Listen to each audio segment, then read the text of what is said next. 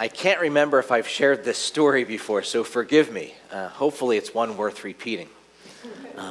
But you'll be able to let me know, I'm sure.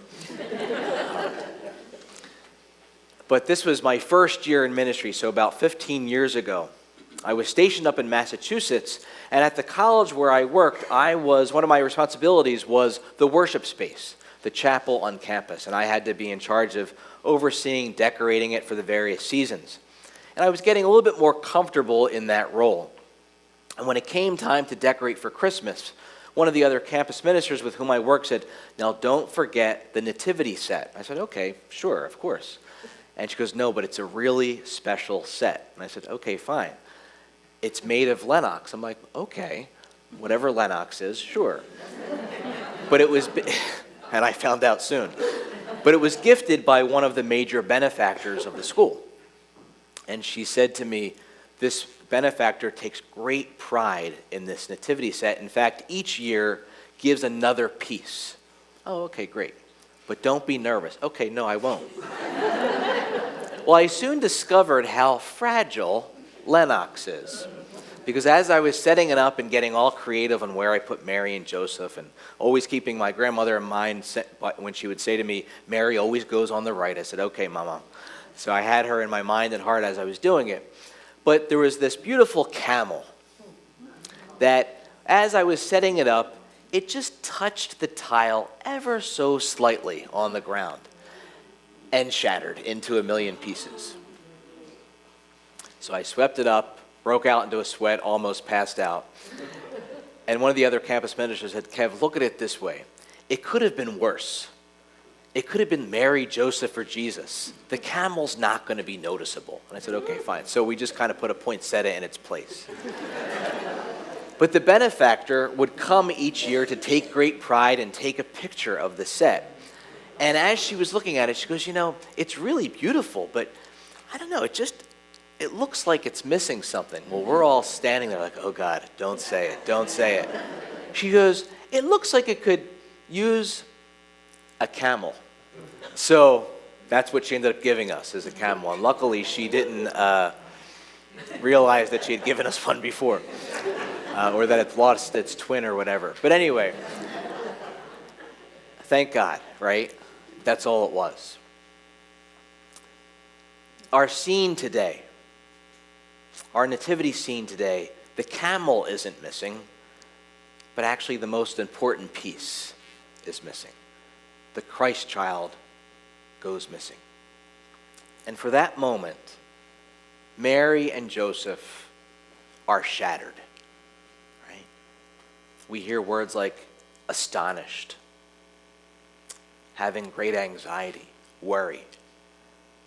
But they lose attention and put all of their focus on trying to find him. And when they finally find him, like any good parent, they want to wring his neck and embrace him at the same time. This is one of the most human scenes that we find in the gospel. A scene that we can lift and say, "Gosh, that happened to me. I've done that. I was that son to my mother." In fact, it's almost as if my mom had the words of Mary often by saying, "Why did you do this to us?" And I'm like, what business is of yours? I'm doing my Father's will, right?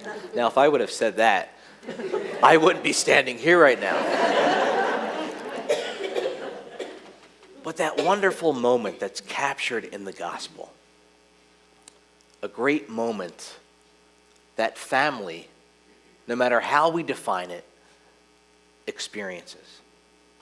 Community experiences it. Members cause great anxiety, right? Members are fragile, and relationships can get all screwed up in the midst of this great turmoil and anxiety. And what do we dare to say about that? We call that gospel truth, right? We call that holy.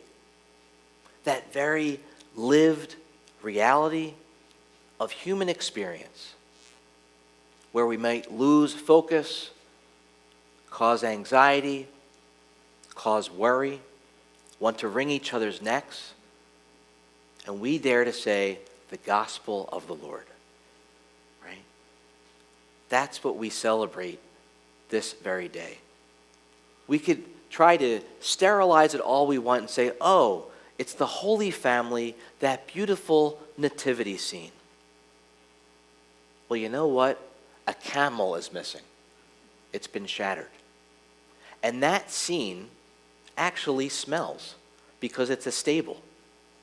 It might not be as beautiful as we think, and yet God transforms our understanding of beauty and of holiness and says the stuff of our human life, the good, the bad, the in-between, the struggle, the fragility, the worry, all of that stuff of life is holy, is sacred. We are participating in it, and what's more important is God's participating in it as well. That's what we dare to proclaim on this day. That gospel truth is what gathers us when we think about all of our relationships and how some of them are easier than others, some cause more struggle than others, and sometimes we're just indifferent to for whatever reason. That stuff of life, all of it is touched by God. And because it's touched by God, there's something in us that wants us to move the pieces around, to try to make it more connected, to try to make it more relational, to try to make it more expressive of God at work. And as much as we try sometimes, as much as we put ourselves into it, we still end up sometimes wanting to wring each other's neck, right? We still, unbeknownst to the other, cause anxiety for each other, even with the best of intentions. It still happens, right? As we hear in our second reading from John, we're trusting that God's revelation is coming into it, but we don't know what it's going to become yet. But we're trusting, as we're in this process of participating in the stuff of life, that somehow the fullness of God's presence will be revealed. And we have to be patient with it. We have to stay in the struggle with it. And we might wring each other's neck in the process and break a camel or two. But the important thing is how we pick the pieces up, how we shift the pieces around, and how we do the repairs that are necessary in all of our relationships. Holiness did not just happen for Mary and Joseph. As we hear in all of these readings these past couple weeks, they had to live into their yes. They didn't quite know what it was that they said yes to and what they got themselves into. And this is just one moment that the gospel captures. And the same is true for us. As we live into our yes, as we struggle into our yes, to trust that somehow God is still in it with us, pulling us, to realize that it is just as beautiful as a nativity scene. It might not look like it year after year. Pieces might be missing from time to time. But all of it has been touched by God. All of it is holy. All of it is sacred. All of it is from God. And we bring that in gratitude to this table this day, where we are asked once again to say yes, to say amen.